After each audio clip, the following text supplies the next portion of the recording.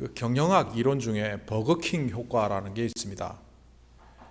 버거킹이라는 회사가 지금은 굴지의 햄버거 체인으로 되어 있지만 처음에 등장할 때 1등을 장악하고 있던 이 맥도날드에 비해서 훨씬 더 초라했고 규모도 협소했습니다. 그래서 이 버거킹은 전략을 이렇게 정했습니다. 철저한 시장 조사를 할 능력도 안 되고 효과적인 운영을 할 기술도 없기 때문에 버거킹이 하는 대로, 아니 맥도날드가 하는 대로 한번 따라 해보자. 그래갖고 위치 선점을 맥도날드는 시장 조사를 통해서 딱 목이 좋은 곳에 정하면 그 옆에 버거킹을 차리는 겁니다. 그리고 시스템을 똑같이 배워서 했던 거죠. 그러다 보니 어느새 1등의 버금가는 2등이 될 수 있었다고 합니다. 뭐 이런 효과는 버거킹뿐만 아니라 지금 세계 최고의 셀폰 기업이라고는 삼성도 동일했다고 합니다. 삼성이 막 진입하던 그 즈음에 셀폰 세계 1위는 노키아였고 텔레비전 세계 최고는 소니였습니다. 그래서 이 삼성은 노키아의 방식을 그대로 모방했고 소니의 방식을 텔레비전 제작과 판매에 있어서는 그대로 도입을 했습니다. 지금 우리가 다 알고 있는 것처럼 세계 텔레비전 1위, 셀폰 1위가 삼성이 하는 것이 바로 그 노키아와 소니를 모방하다, 그렇게 된 결과라 이렇게 말할 수도 있겠습니다. 이것은 회사의 일뿐만이 아니라 개인의 일도 그러한 것 같습니다. 내가 누구를 모방하느냐, 누구를 따라하느냐, 혹은 누구 옆에 있느냐에 따라서 그 사람의 인생과 혹은 가정의 미래적 모습이 달라질 수 있기 때문입니다. 이거는 조금 다른 이야기지만 제 경험 이야기를 해보겠습니다. 제가 음악을 전공하고 싶었지만 또 능력도 부족하고 부모님도 반대하고 해서 음대를 가지를 못했습니다. 일반 과정을 공부를 하는 과정에서 제가 이렇게 공부하고 싶은 마음이 있긴 있었는데 계기가 없었어요. 그런데 제가 학교 합창단의 지휘를 맡게 되었습니다. 지휘를 맡다 보니까 실력이 부족한 걸 알고 레슨을 받았습니다. 서울대 그 지휘과에 있는 대학원생에게 지휘를 레슨 받기도 하고 또 연대 작곡과에 다니는 여학생으로부터 화성학도 배우고 했는데 그 여자가 제 와이프이긴 합니다만은 지금 어쨌든 그렇게 배우면서 제가 이렇게 이런 기도를 했어요. 합창단을 2년 3년 지휘하고 끝내기에는 내가 너무 많은 공부를 하는 것 같다. 이 준비가 하나님 앞에 쓰였으면 좋겠다. 계속 그런 기도를 하고 있었고 그 비슷한 형이 있었기 때문에 그 형처럼 나도 했으면 좋겠다 했는데 용산에 있는 성산교회에서 갑자기 한 지휘자가 2-3달 정도 빠지니까 대타로 지휘를 하면 어떻게 했느냐 해서 대타 지휘를 하고 아 이거구나 하고 끝냈는데 또 기도를 하게 되었습니다. 계속 지휘 공부를 하고 음악 공부를 하면서 이 공부가 아깝다. 학교 합창단 지휘만 하기는 하나님 그렇지 않습니까? 그래서 제가 기도하면서 하나님이 쓰실 때 이걸 사용하십시오 했더니만 응암교회라는 교회에서 사부 성가대를 만들어야 되는데 그 정식 지휘자를 구할 때까지 몇 달만 해달라는 부탁을 해주셔서 아 이건가 보다 했는데 4년을 지휘를 했습니다. 그리고 그 4년의 성가대 지휘자 생활은 제가 신학교 가는 토대가 되었습니다. 만약 그때 성가대 지휘를 안 했다면 내가 신학을 갔었을까? 우리 성가대원들을 찬양대원들을 제가 목양하듯이 그렇게 젊은이 청년 찬양대였는데 하다 보니 어느새 제가 목회자 비슷한 마인드를 갖게 되었고 목회자가 되는 MDB 과정으로 신학을 가게 되었습니다. 어떤 것을 생각하고 누구 옆에 있고 어떤 것을 희망하고 이것이 사실은 우리의 삶의 방향을 결정하고 우리가 어떻게 살아가는지를 결정합니다.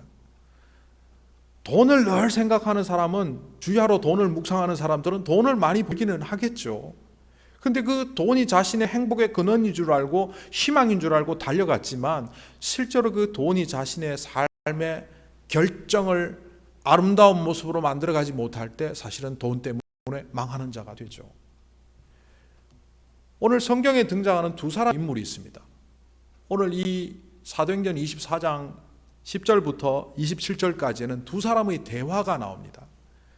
그런데 이것은 대화라기보다는 지난주의 말씀과 이어보면 이미 고소인으로서의 변호사가 자기의 논지를 펼쳤고, 이제는 피고소인인 바울이 자신의 이야기를 함과 동시에 변호사 역할을 하면서 자기 변론을 하는 이야기가 나옵니다. 그리고 고소인과 피고소인의 의견을 듣고 재판장인 펠릭스 총독이 결정하는 그런 내용이 담겨 있습니다. 지난주 것을 잘라내버리면 결국은 바울의 자기 변론과 그 이야기를 듣고 판정을 내리는 재판장 펠릭스의 이야기가 오늘 말씀의 전부입니다.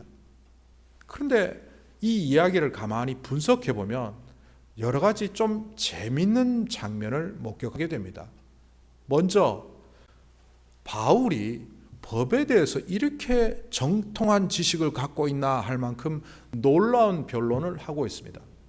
아리스토텔레스가 쓴 그 수사학이라는 책이 있습니다. 영어로는 제목이 The Art of Rhetoric이라는 책인데요. 우리말로는 수사학이라고 번역이 되어 있는데, 말을 잘하는 것, 웅변을 잘하는 것, 변론을 잘하는 것, 설득을 잘하는 것에서는 세 가지 요소가 필요하다라고 하는데, 그 첫 번째 요소가 로고스입니다. 로직. 랭귀지라고도 말할 수 있는데, 이것은 논리정연해야 된다.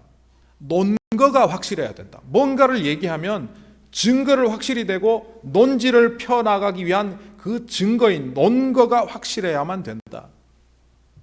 예를 들어서 어떤 사람이 이거 좋은 거야, 이 약 좋은 거야, 먹어, 이렇게 말하기보다는 이것은 2012년 의학계에 발표된 신약으로서 FDA의 승인을 받고 무려 그 이후 10년간의 임상을 거쳐서 많은 사람들이 효과를 보았다라고 밝혀진 바, 이것을 먹는 것이 좋다라고 말하면 훨씬 더 설득이 되겠죠. 지금 변론을 하고 있는 바울이 그런 식으로 말하고 있습니다. 로마 제국이 자랑하는 두 가지가 있습니다. 세계 문명사에서도 이 두 가지는 로마의 공헌이다라고 말하는 것이 있다면 그것은 법과 건축술입니다. 이 건축술은 차치하더라도 이 법으로 보면 오늘 이 상황 속에서도 그것이 그대로 드러납니다. 당시의 로마 법의 특징은 법정에서 재판의 증거나 재판을 결정할 수 있는 증인이 없으면 이 재판은 무효다라는 것이 있었습니다. 그런데 오늘 이 말씀에 보면 바울이 계속해서 아무 증거가 없다라고 말을 합니다. 내가 회당에서 성내에서 논쟁을 하거나 군중을 선동하는 일을 본 사람이 없으며 지금 내가 한 일들을 고발하고는 있지만 그 고발자조차도 증거를 제시하지 못하고 있습니다. 이렇게 얘기를 하고 있습니다.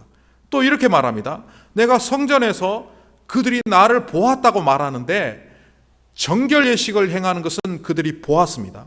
그러나 내가 작당을 하거나 소동을 일으키는 것을 그들은 보지 못했습니다. 뿐만 아니라 이렇게 말합니다. 피고 당사자는 하지만 고소 당사자는 저들이 아닙니다. 저 유대 지도자들은 제3자에 불과합니다. 이렇게 말하죠. 아시아에서 에베소에서 온 몇몇 유대인들이 나를 고발했는데 지금 총독님 앞에 서 있어야 될 고소인은 저들이 아니라 에베소에서 온 그 아시아 사람 몇몇이어야 합니다. 그런데 제3자가 저를 고소하고 있습니다. 이런 걸로 볼 때 이 재판은 무효가 마땅합니다.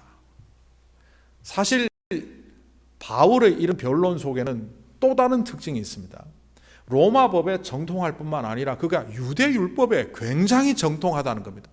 그래서 사실은 제가 몇 가지 특징을 지금 언급했지만 이거보다 더 많은 내용은 예수님의 부활과 복음과 하나님을 믿는 소망과 그 소망에 의지해서 살아가는 자신의 삶에 대한 이야기를 합니다. 얼핏 들으면 예수님과 복음에 대해서 이야기했으니까 유대 율법주의자들은 그것이 틀렸다고 손을 저을 것 같지만 이 바울이 알고 있는 그 능통한 유대 법에 의하여 하나도 거리낌이 없도록 복음을 설명하는 겁니다. 적어도 성경을 제대로 분석하고 있는 성경 분석학자들의 눈에는 이 바울, 이 고개가 정말 전문적이고 놀랐습니다. 어떻게 이렇게 로마 법에도 정통하고 유대 율법도 꿰뚫고 있을 수가 있을까? 아하, 그러고 보니까 이 사람이 다소 출신이면서 가말리엘 문화생이지. 그의 고향은 길리기아 지역에 있는 그 유명한 도시 타르소스입니다. 성경에는 다소라고 합니다. 오늘날 보스턴 하면 하버드 대학, 보스턴 칼리지, 보스턴 유니버시티, MIT 이렇게 좋은 학교들이 모여서 대학 도시를 이루고 있는 도시로 알고 있듯이 당시에 타르소스는 그 유명한 대학들이 집산해 있는, 모여 있는 대학 도시였습니다. 뿐만 아니라 그 대학 도시에서 다루고 있는 전문적인 분야가 있었습니다. 마치 어느 학교가 공대가 뛰어나고 어느 학교가 법대가 뛰어난 것처럼 타르소스에 있는 대학들의 특징은 그 당시에 스콜라라 그랬는데 우니베르시타트 스콜라, 요즘식으로 얘기하면 전문학교, 대학교라고 말할 수 있죠. 그 대학교들의 특징은 법에 정통했다는 겁니다. 다소 출신이 있습니다. 다소 출신이 거기서 놀았겠습니까? 아버지가 제가고 명망가였고 신분이 높은 사람이었기 때문에 거기서 고등교육을 받았을 겁니다. 법에 정통한 자가 되었고 아버지는 그를 이제 유대법에 익숙한 자로 만들기 위하여 예루살렘으로 유학을 보냈습니다. 유학을 가는데 어디에 들어갑니까? 당시의 수업은 학교 수업이 아니었습니다. 유대는 그리스는 학교 수업을 가졌다면 여기는 도제 수업입니다. 스승 밑에 들어가서 배우는 거죠.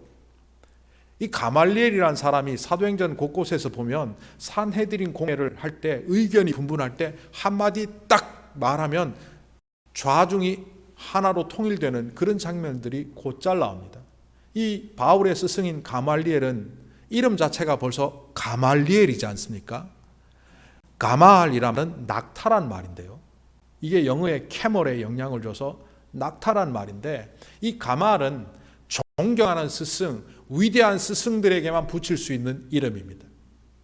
그런데 이 사람은 이름도 가말리엘일 뿐만 아니라 이 사람의 할아버지는 바리새파를 창시한 두 축 중에 한 명이었던 힐렐입니다. 샴마이와 힐렐이 있다면 이 강경파 쌈마이를 제외하고, 제가 쌈마이라고 했네요. 샴마이입니다. 이 힐렐이라는 사람은 굉장히 뛰어난 학자 겸 랍비였습니다. 바리새파를 창시한 사람이죠. 그 손자입니다. 그 손자인 힐렐이 당시에 20명에서 30명 정도 되는 뛰어난 젊은이들을 모아서 도제 수업을 했는데 그 중에 바울이 들어갔었고 이 20명 정도 되는 젊은 청년들 중에 대제사장의 눈에 쏙 들어올 정도면 율법을 수호하는 수호자로 선택될 정도면 적어도 1등 아니면 2등을 해야만 가능한 거죠. 바울은 이른바 유대법에 정통하는 교육을 받았고 로마법에 정통한 교육을 받았던 과거의 흔적을 이렇게 강하게 볼 수 있습니다. 이때 우리는 손뼉치며 감탄하죠. 바울은 이때 아마 재판하는 과정을 통하여 자신의 삶이 왜 그렇게 걸어왔는지를 또 한 번 깨달았을 겁니다. 왜 내가 다소에서 태어났고 왜 내가 가말리엘에서 공부를 했는지 하나님은 이때를 위해서 이미 나를 준비시키셨구나. 이런 그의 인식과 깨달음은 그의 서신들에 곧잘 등장합니다. 나는 내가 태어나기 전부터 하나님이 나를 택하셨음을 알기에, 혹은 심할 때는 이렇게까지 말합니다. 이 땅이 창조되기 전부터 나를 택하신 하나님께서, 이것은 그냥 언변에 불과하거나 논리에 불과한 것이 아니라 그의 삶 속에서 경험되어지고 축적되어지고 살아간 체험을 통하여 우러나오는 고백들입니다. 그러니 그의 이야기를 듣고 보면 이 논리의 정연함, 로고스 그리고 파토스, 열정이 가득합니다. 복음에 대한 열정, 복음에 대한 논리정연한 설명. 수사학이라는 그 책에서 아리스토텔레스는 웅변에 있어서 가장 중요한 것 세 가지라고 말합니다. 첫째는 로고스, 둘째는 파토스. 로고스는 논리정연한 지식적인 측면이라면 파토스는 열정을 말합니다. 마음에 뜨거우면지 없는지. 그리고 이 두 가지 이상으로 더 중요한 세 번째를 언급하는데 그것이 바로 에토스, 에틱입니다. 어떻게 살아왔느냐. 저는 이 바울의 당당한 모습을 말씀 속에서 발견하면서 이 사람의 진짜 당당한 이유는 그가 논리정연하게 법적인 용어를 사용해서 말하고 있는 것이기도 하지만 또 그 마음에 파토스, 열정이 가득하기 때문이기도 하지만 그보다 더 중요한 것은 이 모든 이야기는 논리나 열정에 기반을 둔 것이 아니라 그의 삶, 주님과 동행하는 그의 삶, 살아가는 자의 힘으로 말미암아 그의 당당함은 빛나고 있다. 이렇게 보여집니다. 오늘 말씀 속에서 그의 대척점에 있는 한 사람이 등장하죠. 그의 이름은 벨릭스라고 되어 있지만 펠릭스라는 말을 갖고 있는 총독입니다. 그의 이름 뜻은 행복한 자, 행복함, 그런 뜻입니다. 행복이 가득한 이름을 갖고 있는 이 벨릭스 총독의 오늘 말씀 속의 모습을 보면 이게 총독인가? 이 사람이 이렇게 뛰어난 학식 있는 학자로서의 모습을 가진 사람인가? 당시에 그 지역에서 가장 강력한 지도력을 발휘하는 지도자의 모습이 과연 맞나라고 할 만큼 우유부단하고 흔들리고 왔다 갔다 하고 있습니다. 말씀 속에서 그의 모습을 살펴보면 첫 번째, 재판을 결정하지 못하고 연기합니다. 그의 임기가 역사책 속에 보면 AD 52년부터 60년경으로 기록되고 있습니다. 그러니까 한 8년 동안 유대 총독으로 있었는데요. 이 8년 동안의 기간 동안 마지막 2년에 있었던 이 사건입니다.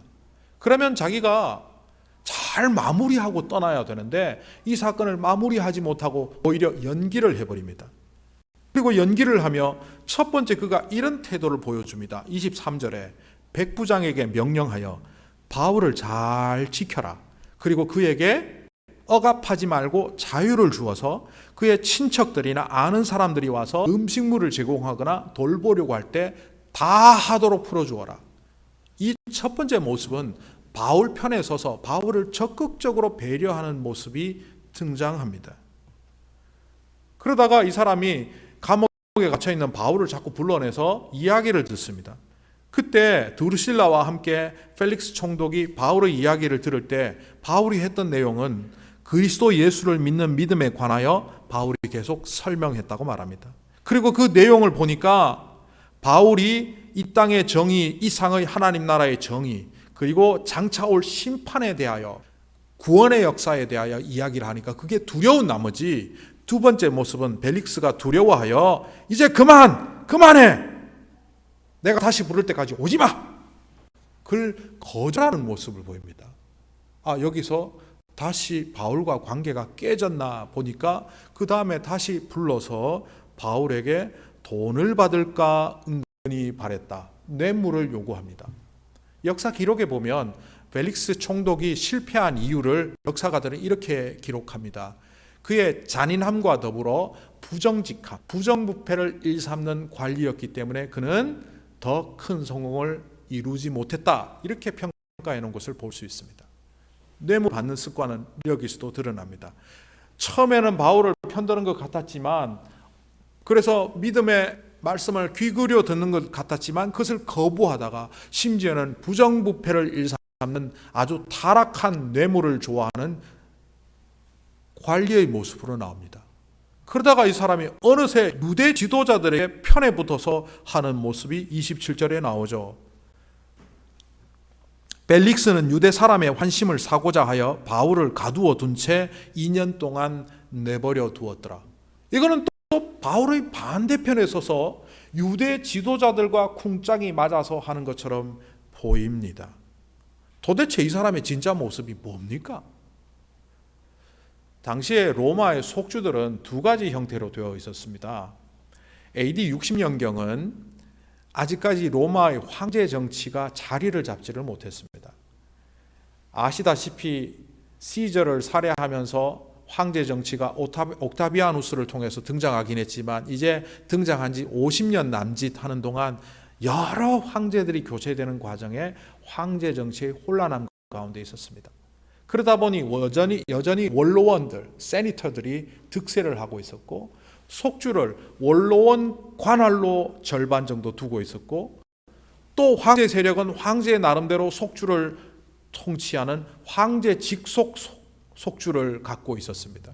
황제 직속 속주에는 로마 그 군단들을 파송해서 철통같이 지키도록 했었습니다. 그런데 이게 세월이 지나면서 원로원 세력은 약화되고 황제 세력이 완전히 강화되어서 로마 제국은 황제 나라가 된 것을 우리가 알지 않습니까? 어디에 줄 서야 되는지 역사 속에서 보면 그때는 모를 수 있지만 황제 정치 쪽으로 줄 서는 것이 맞는데 이 펠릭스가 서 있는 유대 땅은 황제 직속 속주였습니다. 뿐만 아니라 글라디오 황제의 제갈 공명 역할을 했던 사람이 펠릭스 총독의 형이었습니다. 그러니까 황제 직속의 속주에 있으면서 황제와 굉장히 가까운 거리에 있었던 이 사람은 권력을 점유하기가 너무 쉬웠습니다. 게다가 이 사람의 과거 행적을 돌아보면 이 사람이 다른 나라의 귀족이었는데 몰락하면서 노예가 되었고 그러면서 몰락해버린 것이 아니라 그 자유인으로 나와서 승승장구하여 로마의 총독까지 이를 정도로 이 사람은 추진력과 돌파력이 뛰어난 사람입니다. 남들이 볼 때 출세 성공도를 달려온 사람이고 로마의 황제의 두뇌 역할을 하는 사람이 친형이고 그리고 자기가 다스리는 이 유대 땅은 다른 땅도 아닌 신흥 강세력인 황제 세력의 직할지였다. 이 정도 되면 살만하지 않습니까? 그리고 현재 자기의 드루실라라는 이 유대인 아내는 헤롯 왕가의 공주입니다. 비천한 데서 시작하긴 했지만 지금 로마 총독까지 올라왔고 황제와 바로 지근거리에 있고 심지어 헤롯 왕가의 딸까지 아내로 삼을 정도로 그는 모든 것을 갖고 있을 뿐만 아니라 현재 있는 자리가 어디입니까? 고소인도 아니고 피고소인도 아니고 재판장입니다. 동시에 로마의 최고 권력가이자 지도자이자 행정가인 유대 땅의 유일무이한 총독입니다. 그런데 그는 마치 바람 앞에 촛불 같습니다. 이게 제 판단이 아닙니다. 그의 사후에 그를 평가했던 역사가들의 평가를 보면 타키투스라는 그 유명한 역사가 이렇게 평가를 합니다. 노예의 마음을 가지고 왕의 권세를 휘둘렀던 자, 겉은 화려했지만 속은 가난한 자. 유대 역사가 요세푸스는 그를 이렇게 평가합니다. 벨릭스는 자신의 비위에 거슬리는 모든 사람들은 죽이기를 즐겨했던 자, 심지어 군사가 아니라 암살자를 동원해서까지 자기의 반대파를 없애려고 했던 잔인한 인물. 그는 성공을 위하여 물불을 가리지 않았습니다. 그래서 어느 정도 성공을 했습니다. 그런데 왜 그는 이렇게 우유부단하고 바람 앞에 등잔불처럼 흔들리고 있는 것일까요? 반면 아무것도 가지지 못한 바울은 왜 이렇게 당당하며 왜 이렇게 떳떳하게 자기를 이야기하며 자기가 삼고 있는 그 주님에 대하여 자기가 마음속에 담고 있는 그 복음에 대하여 어떻게 이렇게 당당하게 말할 수 있는 겁니까? 이 두 사람의 차이를 그의 삶의 현장에서 찾아보면 비교적 간단하게 찾을 수 있습니다. 오래전 이야기입니다. 제 사랑하는 후배 하나가 목회자로서 좀 잘못된 판단을 계속하는 것 같아서 제가 불러서 조언을 한 적이 있습니다. 너는 왜 이렇게 왔다 갔다 하니?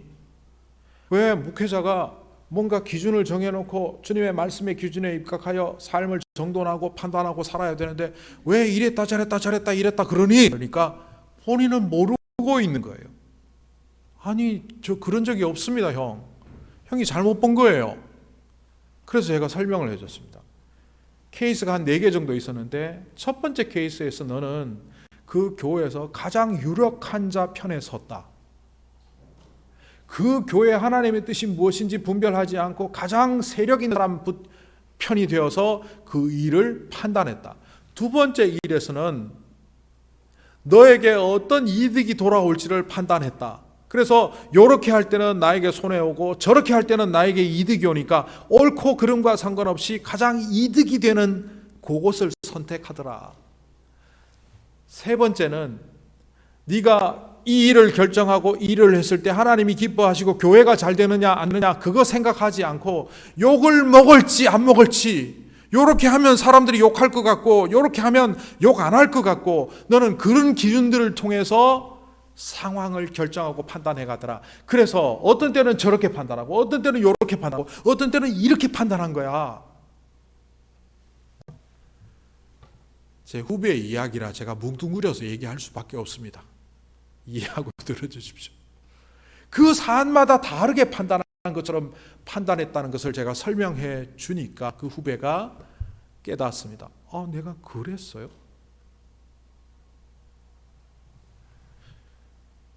이 친구는 자기의 이득을 추구하고 자기가 욕 안 먹는 것을 택하고 자기에게 유리한 방향을 선택하며 살아가다 보니 자기 삶의 중심이 없는 거예요. 그래서 욕 안 먹고 살았는지는 모릅니다. 비교적 좋은 사람이라고 평가받았는지는 모릅니다. 자기가 사역했던 교회에서 그 사람은 괜찮은 목사다라고 평가받았는지는 모르지만 과연 그것이 주님 앞에서 온당한가? 거기에는 저와 오랫동안 얘기하며 잘되었다, 하나님은 나를 인정하지 않을 것이다라는 자기 반성으로 나아가게 되었습니다. 바울은 지금 유대인 지도자들의 눈치를 보지도 않습니다. 그렇다고 펠릭스 총독에게 잘 보이려고 하지도 않습니다. 이 상황 속에서 이미 나를 세우시기로 작정하신 하나님께서 로마법에 능통하게 하셨고 유대법에 능통하게 하셔서 나의 능력으로 주님의 뜻대로 이 재판을 진행했을 때 혹시 이 재판의 결과가 내가 원하는 방향으로 가지 않을지라도 그 결과 속에도 하나님은 역사하시고 내 인생을 이끌어 가시는 그분의 뜻대로 나는 순종하며 가겠다는 그 당당함, 그 삶의 능력, 그것이 바울을 통하여 드러나는 반면 펠릭스는 수많은 것들을 갖고 있고 명성을 갖고 있고 학식을 갖고 있고 돈을 갖고 있고 직책을 갖고 있음에도 불구하고 그 어떤 것도 그 마음에 평화를 가져다 주지 못했다는 겁니다. 역사가들에 의하여 평화의 시대라고 평가받는 제국이 있습니다. 그 제국은 다름 아닌 팍스 로마나입니다. 팍스 평화, 로마나 로마의 시대. 로마의 땅 로마의 시대는 평화가 넘쳐났다. 정말 그러합니까?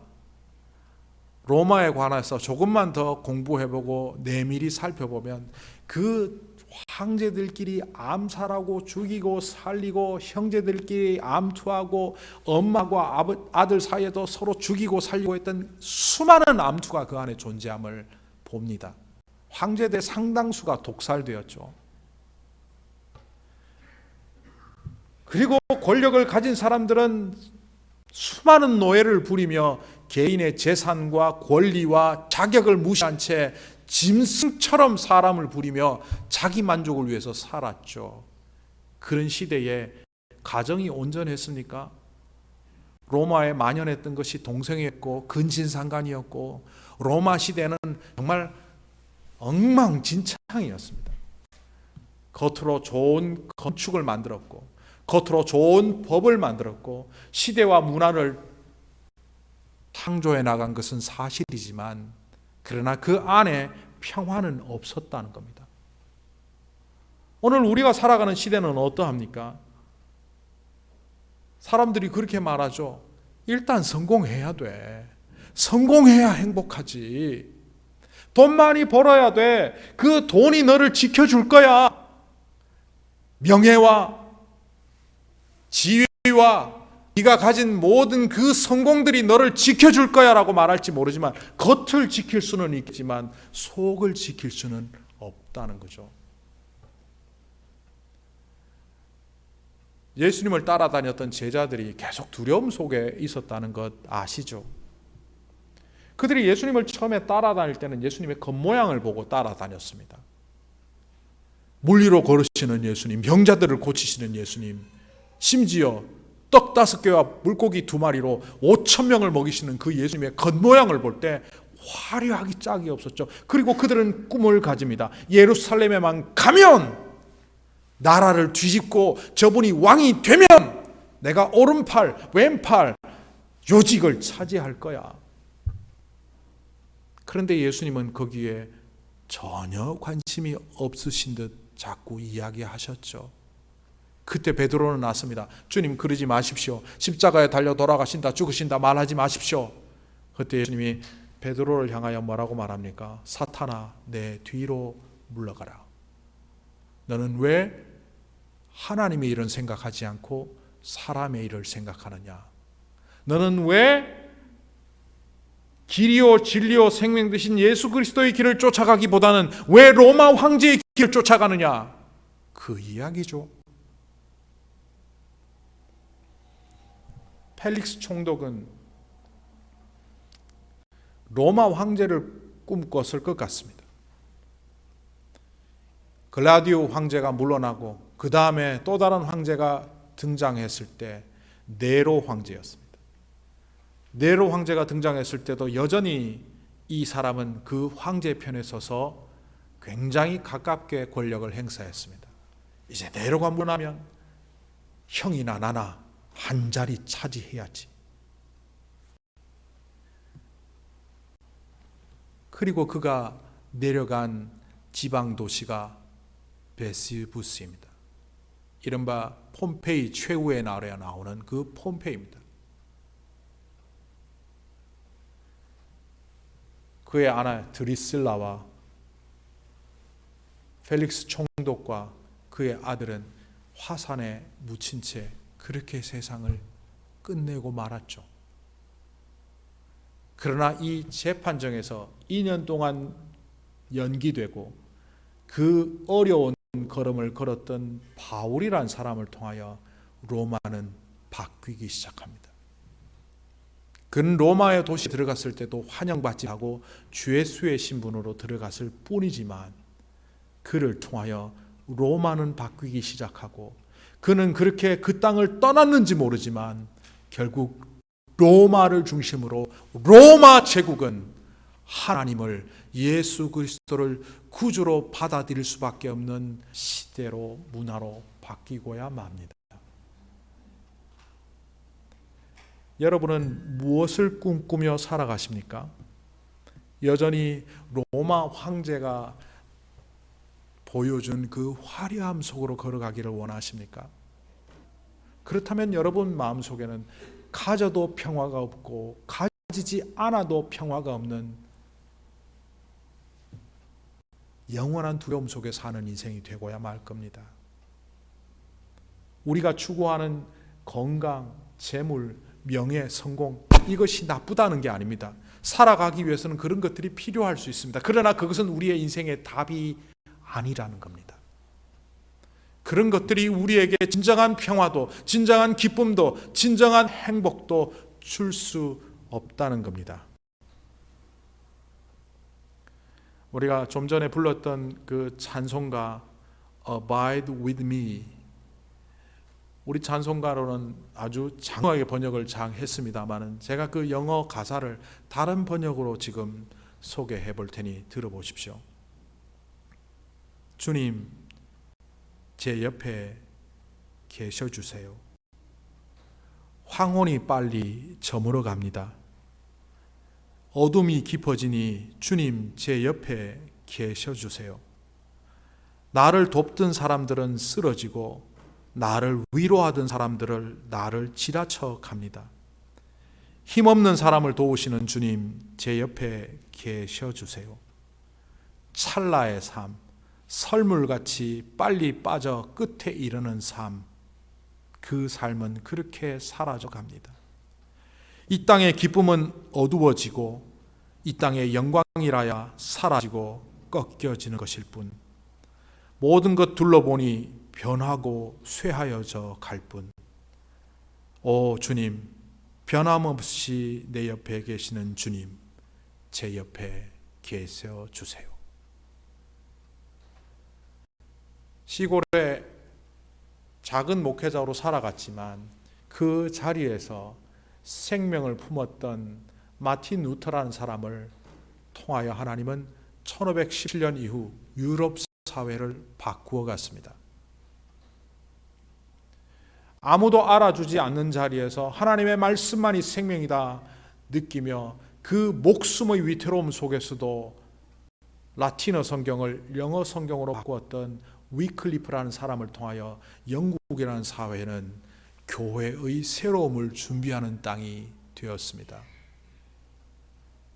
당시의 세계적인 중심이었지만 또한 로마 교황으로부터 끊임없이 견제를 받던 보헤미안 땅, 지금 체코와 오스트리아 그 땅이 정치 권력의 다툼장이 되어갈 때 우리는 정치가 우리를 살리는 것이 아니라, 로마 교황이 우리를 살리는 것이 아니라, 왕이 우리를 살리는 것이 아니라 오직 주님의 말씀만이 우리를 살리는 것이다 라며 체코어로 보헤미아 지역으로 하나님의 말씀을 번역했던 후스라는 사람을 통하여 하나님은 그 땅의 사람들에게 희망을 보게 하셨습니다.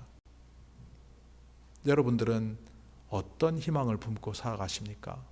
그리고 여러분의 자녀들이, 여러분의 형제들이, 여러분의 친구들이 여러분 속에 있는 그 희망을 어떻게 목격하고 있습니까? 오늘 사도 바울이 흔들림 없이 진정한 평화 속으로 걸어가는 그의 삶의 모습을 보였듯이 우리 또한 우리 안에 있는 그리스도와 더불어 살아감으로 누리는 이 평화와 기쁨으로 이 세상을 변화시키며 우리의 주변의 사람들에게 복을 전할 수 있는 그런 희망의 사람이 되면 얼마나 좋을까? 대림절 넷째 주일 생각해 봅니다. 기도하겠습니다.